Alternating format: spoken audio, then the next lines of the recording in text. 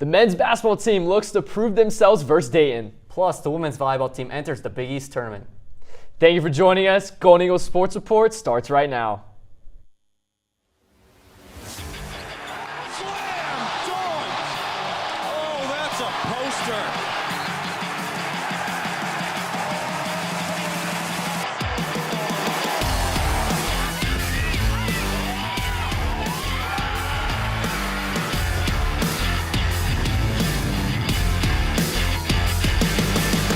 Live from the Jeannie Hayes Virtual Studio at Marquette University, this is Golden Eagle Sports Report. Marquette gets the rebound, and the champions have gone down! Good evening, everyone. I'm Ben Ward. And I'm Lucas Schulze. Starting us off tonight, the women's basketball team travels across Milwaukee to play their in-town rivals, UW-Milwaukee. The Golden Eagles start slow again with 15 points in the first quarter. Marquette has not scored 20 points in the first quarter since opening day versus Winthrop. Marquette's defense to offense is the game changer versus the Panthers. Marquette has 19 points off of turnovers, really taking advantage of the mistakes. Jay Mason and Lee Volker post a total of 6 steals in the game. 2 of Mason's 6 points come directly from a steal into a fast break opportunity for the blue and gold.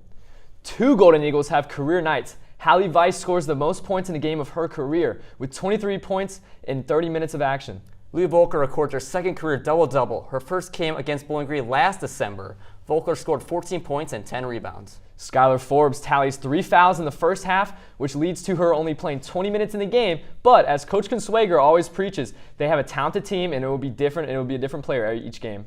The end of the second into the third quarter separates this game as Marquette outscored Milwaukee 31-7 and pulls away 60-22 entering the fourth frame.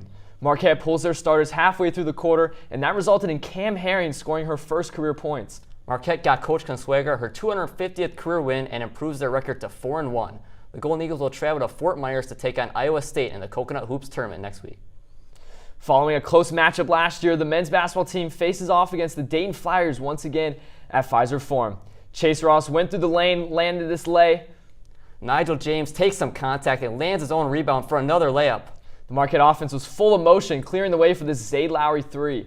In the second half, Zay continues his hot streak and banks in this 3 from the corner. First year Adrian Stevens gets into the action with this roll-in corner 3. Kane Hamilton boards this shot and gets his name on the score sheet. Both teams couldn't be separated, and in overtime, Dayton's Jacob Connor helped secure the 77-71 victory for the Flyers. Tom Mendoza and the women's volleyball team hit the road for a weekend road trip to close out their season. And the road trip was a success. It starts with them taking on the Butler Bulldogs in Indiana, and the Bulldogs get sent back to the doghouse. The women's volleyball team dominates, sweeping Butler in 3 sets. In the win, senior middle blocker Hattie Bray leads by example. The Wisconsin native records 12 kills while hitting .526. She also adds 8 blocks for the Golden Eagles. And don't forget about senior outside hitter Natalie Ring. Ring puts up 11 kills, 2 aces, and 3 blocks in the win. But Ben, that's just half the trip. Well, Lucas, you're absolutely right. They travel next to Cincinnati to duel off against the Xavier Musketeers. Musketeers put up a better fight than the Bulldogs, but neither can handle the Golden Eagle attack. No, they can't. Marquette triumphs, upsetting Xavier 3-1. Leading the way for Marquette was who else but Natalie Ring. The Madison native adds an impressive 21 kills and contributes to 9 digs. Hattie Bray is back too as she records 11 kills and 5 blocks in the Marquette win. The Golden Eagles now close their regular season with a 4-game winning streak. And now as we look ahead to the volleyball Big East tournament, we welcome in sports reporter Sophie Hanrahan to help give us some insight. Thanks for joining us tonight, Sophie. Thanks for having me, Lucas. Year 1 of the Mendoza era is done, at least the regular season is. But what are your overall thoughts on the team and the culture after year 1? Well, I think it's hard whenever you have a new head coach come in, especially as late as you had Tom Mendoza come in. And he's also working with a roster that's not completely his own, which can always be an issue. And even with retaining their 2 top players, Hattie Bray and Natalie Ring, they've been pretty inconsistent. I mean, they went from sweeping Florida to losing to Creighton twice. So I think their inconsistencies has really been the issue this year. Now, you brought up Natalie Ring, and she's been answering the call all season for Marquette. Can she really win Big East Player of the Year? So when you look at the stat sheets, she's definitely leading. She leads the Big East with kills, which is 22nd nationally, and she also leads the Big East with points per set with 5.10, which is 14th nationally. But stats isn't going to take you anywhere. Your team and winning also has to be a big component of it, which I think why Ava Martin is definitely the leading candidate right now with second for kills, and 7th for hitting percentage. If Natalie was to take this accomplishment home, she'd be the first Marquette player to do so since 2019, with Marquette's most likely best player of all time, Allie Barber. So it would be a big accomplishment, but Marquette has to keep the momentum as a team going. Marquette finished the season going 4-0 with only one set loss in that stretch. What's been working for the Golden Eagles recently? Well, those 4 wins look great on paper. They hit 310 to their opponent's 88, and they had half the attack errors with 50-22. But while these 4 wins look great on paper, when it really mattered, they were not able to take it away, losing to Georgetown and Villanova. And they lost 2 Big East matches in the row for the first time in almost a decade. So when it matters, they can't really pull away the wins. So those 4-0 wins look great on paper, but doesn't really do anything. Yeah, Marquette is 0-2 versus Creighton this year. What needs to change for Marquette to survive and continue in the Big East tournament? So they're not only 0-2 against Creighton this season, but they're 7-1 in all-time against Creighton in the Big East tournament, and 31-7 all-time for all of their matchups. So to get past Creighton, Hattie Bray said it earlier this week. She said that they're going to have to settle in a little faster. The last time they played Creighton, they lost the first set 11-25. So Creighton knows that they can get past Marquette, so they're going to have to start it early with that first set. So is Marquette a tournament team this year? Why or why not? So the question isn't if they're a tournament team or not, it's if they can get past Creighton. And as we know, that's going to be pretty difficult for them. But I think that if they're able to get past Creighton, that will greatly increase their chances. Well, Sophie, that's all we have for you tonight. Thanks again for stopping by. Coming up next on Golden Eagles Sports Report, head coach Buzz Williams makes his return to Milwaukee. Plus, a Marquette legend gets their jersey hung in the rafters. Stick around for all that and more after this quick break.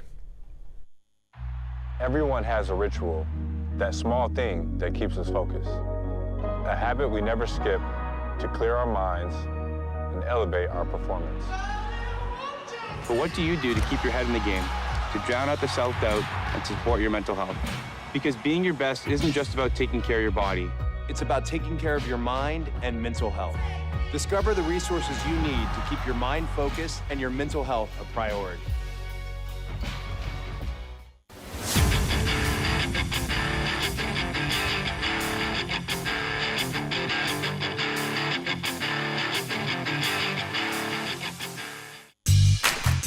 Welcome to Marquette. We're going to head first day in week and then the home.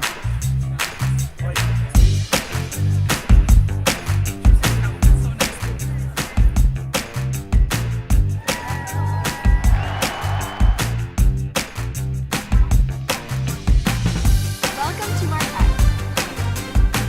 When you arrive ready for something good, you'll leave connected to something greater. Marquette University.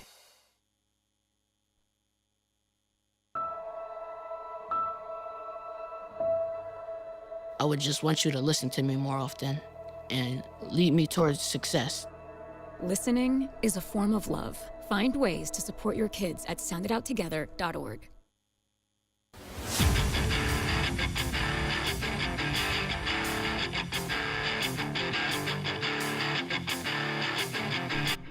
Hello and welcome back to Golden Eagles Sports Report. Once again, I'm Ben Ward. And I'm Lucas Scholze.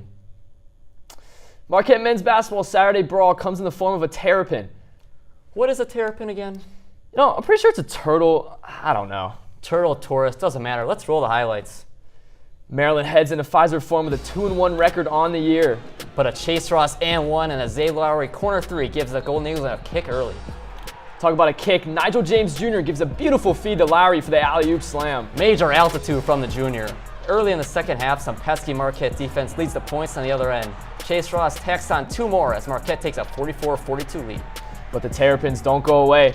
Maryland first year Darius Adams gets a tough and 1 bucket to go. And Maryland's leading scorer Diggy Coit gets this masterful layup to fall. Lucas, all of a sudden the Golden Eagles find themselves down 8 with just over a minute left to play. And it was just all too much for Marquette as Maryland steals a win inside Pfizer Forum. This one goes down as the second Power 5 loss on the year for the Golden Eagles. Buzz Williams' return to Marquette will be a turning point for 2 polar opposite programs. The former Marquette men's basketball head coach made his grand return to Milwaukee on Saturday. MUTV assistant sports producer Jake Dale brings us this story. I'm here at Fiserv Forum where today Marquette basketball honors the legacy of Jarrell McNeil and his contributions to the Golden Eagle program. From classic video board graphics to standing ovations, Marquette basketball made Jarrell McNeil the star of the show. McNeil discussed his reactions to when head coach Shaka Smart told him his jersey would be hung in the rafters at Fiserv Forum.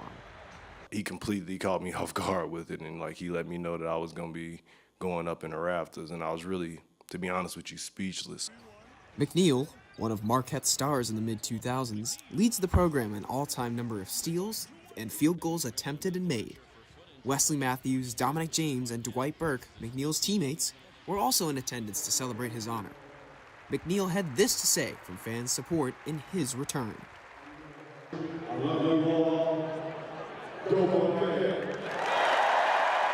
McNeil now joins 10 other players to have his Marquette jersey retired. For Marquette Wire Sports, I'm Nate Bradley.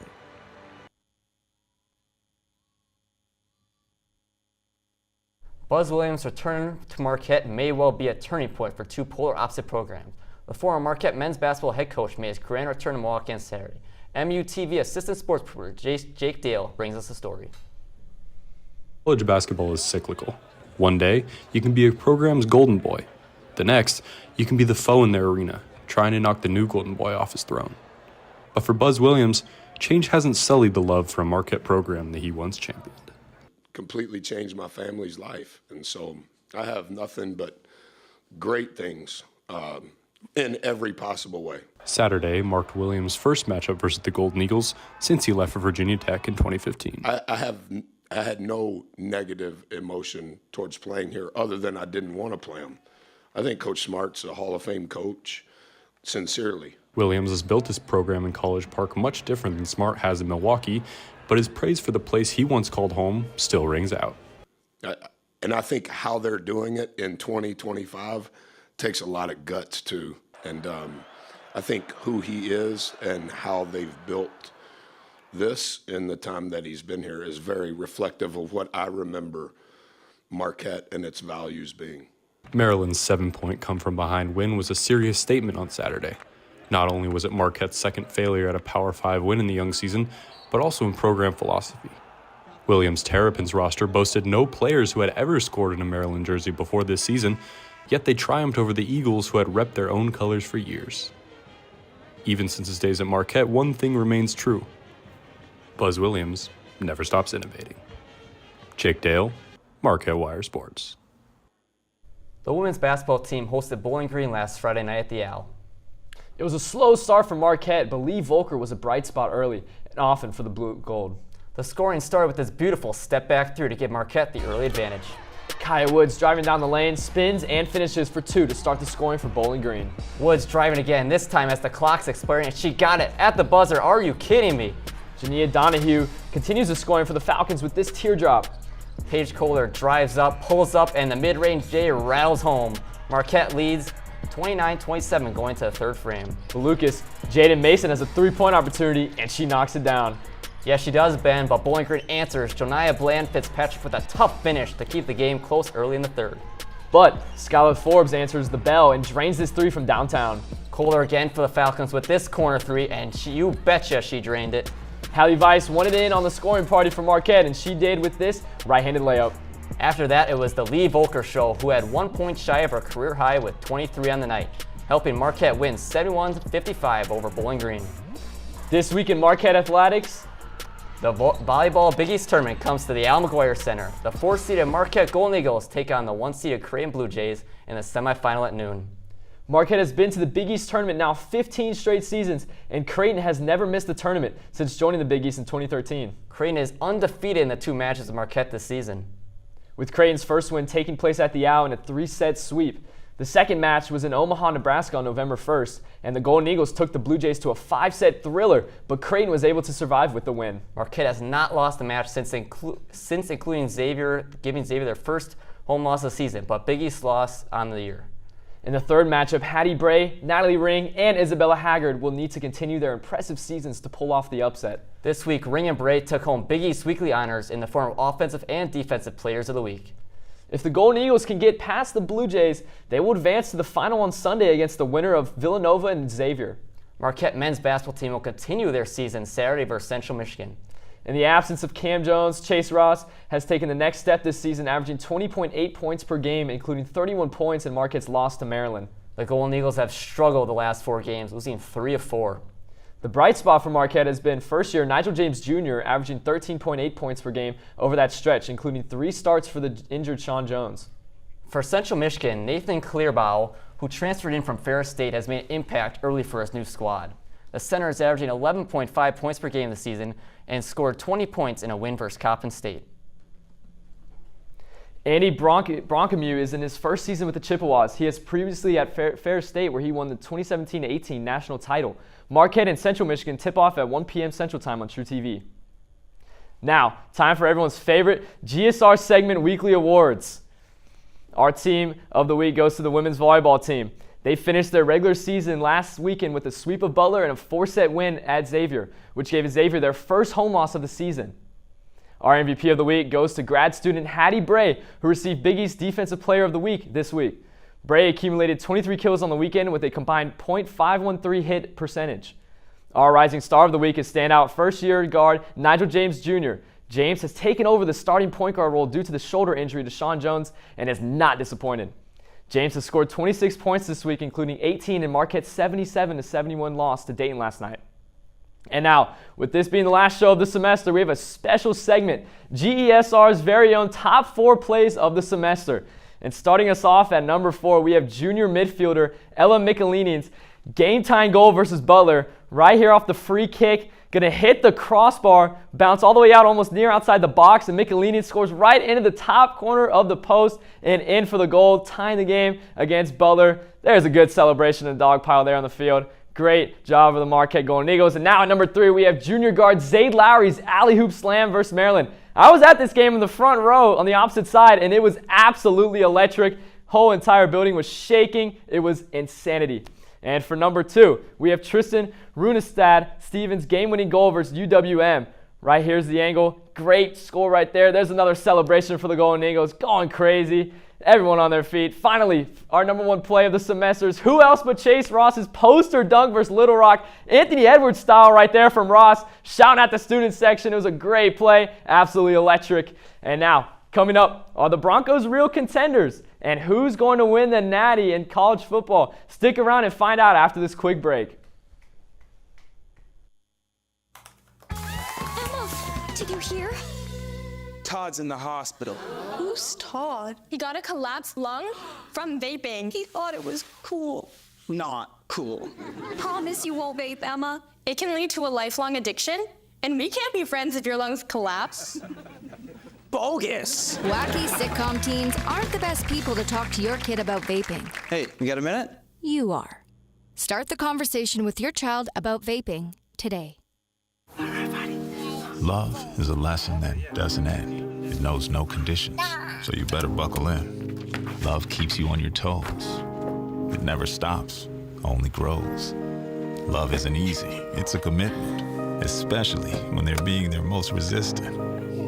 Love is finding the right seat so you can take a breath. But remember, love isn't lax, it always double checks. Check that your kids are in the right seat at nhtsa.gov/the right seat.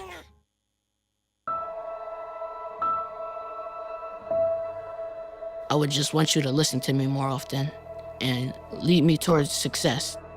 Listening is a form of love. Find ways to support your kids at soundedouttogether.org.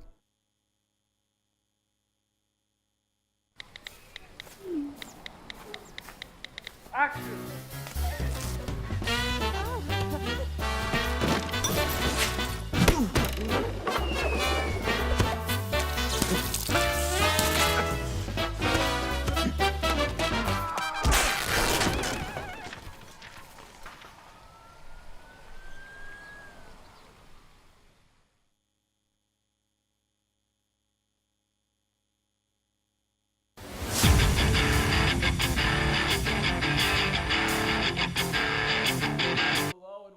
To Studio 7 as we discuss contenders in the NFL and the college football playoffs. I'm Ben Ward, and joining me on the panel now is Zach Pomainville and Charlie Burgess. We have a lot to talk about, so let's get started. As we head into the final weeks of college football season, many questions remain. Who is your pick to be crowned as this year's national champion? I'm going to start with Zach. Ooh, for national championship, I'm going to go with Georgia. I think Gunnar Stockton is having a great year, and I don't think it's being talked about enough. I mean, in top SEC matchups, he's shown up. He's got 5 touchdowns against Texas, 5 touchdowns against Ole Miss, 3 touchdowns against Tennessee. I mean, these are top teams in the SEC. He looks like he's having an amazing year, and I think they're going to put it all together to make a real run in the college football playoffs. As much as I'd love to agree with you, Zach, I feel like you can't look past Ohio State. I mean, this roster just bleeds first-round talent. From Jeremiah Smith and Carnell Tate to Julian Sayin to Sonny Styles and Arvell Reese. And let's talk about Matt Patricia as a defensive coordinator. They are allowing 8.5 points a game this year, and I just don't know if But they're also kind of not playing anybody, though. They're not playing anyone, but we got to the playoffs last year, and they were shutting down anyone who was in front of them. Yeah, but it's a different team, though, too. Don't you think? I mean... Different team, same talent, and it's still Matt Patricia. I don't know. I think they have not shown enough. I mean, the thing about Georgia is they have played a lot of SEC teams. They've only lost to Alabama, and they've won most of their conference. Ohio State has played almost nobody. I mean, they've only played one ranked team. I mean, they're not looking too good right now. I think. Well, I mean, they're not looking like the most dominating team in college football, is what I will say, right? That I mean, if you're going to say they're the most dominant, I think Indiana has an argument. I think Georgia has an argument from the basis that they have a defensive-minded coach, and they're going to take off. I don't think we've seen Ohio State sort of have to get that deep into their bag, if you will. None of these games are competitive. If each team that they're playing is only putting up 10 points a game, you really don't have to do too much on offense or ask too much of your star players. Yeah, I mean, I get it, but I just don't think they're. I think they're number one by basis that they have the talent and they have the pedigree. They're coming off the national championship, not because they've beaten the best opponents. Well, I'm going to go no and no for both of y'all. Give me Heisman Doza. Indiana Hoosiers are my pick for the national champion. They're going crazy. They're on a trailing run. I have Indiana winning the Natty. But good picks, guys. Who did they almost lose to? Penn State, right? A little toe tap, about 1 inch. I mean, it's college football. You're going to have those games anyways. Okay. The NFC West leaders going to Week 12 are the Rams and Seahawks. Seattle and LA battles in Week 11, which resulted in a 2019 win for the Rams. Sam Darnold threw 4 interceptions, and Seattle had an opportunity to win the game with a 61-yard field goal, but could not get it done. Rams currently lead the division, but which NFC West team is built to make a run in the playoffs? Charlie, I'm going to start with you. I feel like you got to go with the Rams on this one. You look at this roster from top to bottom, whether it's their defense, starting with that secondary of the Cams, Cam Kitchens and Cam Curl. You have Emmanuel Forbes having a breakout year. Mm-hmm. You have Omer Spites and Jake Landman at those off-ball positions playing some of the best football of their young careers. And that's not even talking about the front seven with Jared Verse, Braden Fisk, and Byron Young.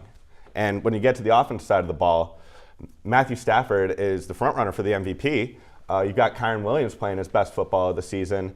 In my opinion, you have the best wide receiver duo in the league. And then calling the shots, you have a guy who's gone to 2 Super Bowls. This is not his first rodeo, and he is going to come back and do it again this year. I understand. I mean, they look probably like they should be favored right now, and I'm sure that they are the favorite for a lot of people to win the Super Bowl. What I will say is that the Seahawks have a case, right? If you have a great defense and a reliable kicker, you have a shot to win a Super Bowl, right? Obviously, the Browns are a little different, right? The Browns don't have an offense that's 4th in passing yards, right? Sam Darnold had a really bad game against the Rams, but somehow they still almost won the game. I mean, they lost off a 61-yard field goal that missed at the end of the game. I mean, the thing is that the Seahawks defense is so good that they are able to stop. I mean, they allowed 14 points in the first quarter and didn't allow anything until the fourth quarter when they allowed another touchdown, and then it just got out of hand, right? But the thing is that they held Stafford to the lowest completion percentages of the season and the lowest yards. So I think the Seahawks have a real shot to make it happen. I think they have a real shot to really take the NFC by storm, and I don't think people are expecting it like they should. Let me ask both of y'all this. Do y'all think both these teams can beat the Eagles in the playoffs? Yes. Certainly. Yes. No doubt. I mean, the Eagles are not playing well at all. So you don't think the Eagles have a chance to go back-to-back at all? Well, the Eagles have the It experience. depends, right? Yeah, I mean, that defense is still looking as good as it's ever been, but the offensive line has taken a little bit of a step back. And now with the injury to Lane Johnson, we know his status is kind of up in the air. Okay. Yeah, I have a little bit of worry for the Eagles. Okay, interesting. Yeah, I mean, I think the Eagles are just a clown show right now. Interesting. Wow, They're just okay, talking. wow. It's all talk. Crazy It's word. all talk. Clown And show's yeah, they're crazy word. winning, but this is literally what they did 2 years ago, and they lost, and they just played awful. And Interesting. Okay. I mean, they went 11-1, Yeah. and then lost 5 of 6. So Yeah. I could see something similar happening this year, just with the amount of grief that they're putting into it. Yeah, okay. I can see both sides. All right, cool. For the first time since 2015, the Denver Broncos start their season 9-2. That season, the Broncos won Super Bowl 50 in San Francisco versus the Carolina Panthers. Super Bowl 60 is also in San Francisco, and similar to that, the 2015 Broncos team, they were led by their defense. Bo Nix has struggled at times this season, relying on coming back in the fourth quarter with key wins over Philadelphia and Kansas City. Do the Broncos have what it takes to make the Super Bowl for the first time in 10 years, or will Bo Nix hold them back? Go ahead, Zach. Bo Nix will hold them back. Wow. Okay. Bo Nix in the fourth quarter is unbelievable, but in the first quarter, he is not very good. In the first 3 quarters, he is not very good. He is 30th in completion percentage. He is 11th in touchdowns, which is decent, right? But then when he goes to the fourth quarter, he's unbelievable. I mean, here, let me just read off some of the wins, some of the close wins, right? Go ahead. Their defense is legit. That's why they won the games. They won 10-7 versus the Raiders. They won 33-32 versus the Giants. They won 13-11 over the Jets. They won 28-3 over the Bengals without Burrow. They won 20-12 over the Titans. All those teams are a combined 10-41. And aside from the Bengals game, all of them were one-score games. So I think there's a point where you got to say, like, this team should be dominating, and if they're not going to show that they can dominate, I think it's very easy to question them if they can actually make a Super Bowl, if they're actually able to do something well. I think calling that defense legit is a little bit of an understatement. I think, to answer your question, yes, the Broncos are certainly contenders for the Super Bowl. And I think that this defense kind of serves as offense. We're talking about a unit that's on pace for over 70 sacks in a season. Wow. And when you're consistently making another team play your brand of football week in and week out, especially with the Broncos, we've seen that. They know how to win these games. I think the Broncos can beat just about anyone in the playoffs this year. Just about anybody. Just about anybody. I agree. No. I agree. Based off think of they what? can beat Based anybody. off what? Their defense? I think their defense, I mean, You would trust Bo think- Nix over Josh Allen in a playoff game. right now, yes. You see the way Josh Allen's playing? Josh Allen just had 6 touchdowns. What do you mean? It doesn't matter. How In does a it not playoff matter? game, you know how Josh Allen, Yeah, he's had I mean, multiple Bo Nix doesn't have 4-touchdown experience, games. but I think, I don't know. Well, I the think last Broncos- time Bo Nix was in a playoff game, he lost to Josh Allen. So Yeah, that was Bo Nix's first playoff game. Yes. In Buffalo, too. It's a hard Yes. environment. He's got more I experience mean, now. yes, but it doesn't change the fact that Bo Nix is not the same player that Josh Allen is. I don't know. I think that. You think Joe? Oh my. I just look. Okay. What Charlie said was perfect too. The defense is an understatement. What does defense do? It wins championships. No, right? yes. Okay. So look, what I'm saying is that the Broncos. Plus, if they get home field advantage too. For every Chiefs they get Super home Bowl, field who's advantage gotten the too? most credit for winning the Super Bowl? What?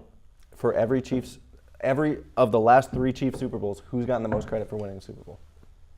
That's besides the point. That's besides the ridiculous, point. yeah. That's besides the point. Zach, that's besides the point. Look, I agree with Charlie. I think the Broncos can beat anybody in the AFC. Plus, if they get home field advantage throughout the playoffs, I can see them making a run. So many I can see teams them making a run. I I would can take see over them that. making a run. I would take probably the Patriots. I would definitely take the Bills. Okay, that's fine. I can agree with that. I might take the Chiefs, honestly. Wow. What? I think Wow. the Ravens probably have a best shot of any of the teams. Did you say the Ravens? Yeah, I think the Ravens have a real shot. I mean, if they can make it into the tournament, I think that their team is going to explode. I mean, the wild card of being... I can see the Jaguars beating the Ravens in a playoff Yeah, game. regale us with Lamar's Yes, I can see playoff anybody beating the legendary Ravens, but I can career. also see the Okay, Ravens okay. beating anybody. I know. All right. Well, that's all we have, sadly. Thanks for the great discussion. We're out of time. This is our last show of the semester, but we'll be back in January. So happy holidays, everyone. Tune in next semester for all of our coverage of Marquette sports and more. I'm Ben Ward for Good Night Marquette.